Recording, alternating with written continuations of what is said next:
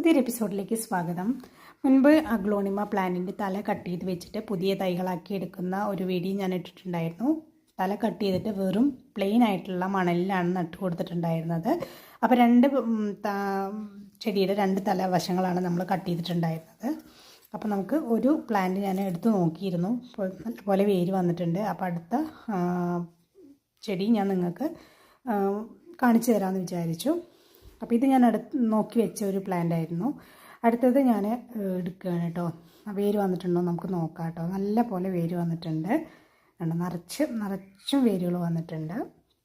അപ്പോൾ ഇത് നമുക്ക് ഇനി മണ്ണ്, മണൽ, ചാണകപ്പൊടി എന്നീ മിശ്രിത എടുത്തിട്ടുള്ള 2 ചട്ടികളിലായിട്ട് നട്ടു കൊടുത്തു കഴിഞ്ഞാൽ നല്ല ബുഷിയായിട്ടും ഹെൽത്തി ആയിട്ടുള്ള പ്ലാന്റ് ആയിട്ട് മാറും. അതേപോലെ തന്നെ നമ്മൾ കഷ്ണം മുറിച്ച് വെച്ചതിന് പുതിയ നോഡുകൾ വന്നിട്ടുണ്ട് കണ്ടോ.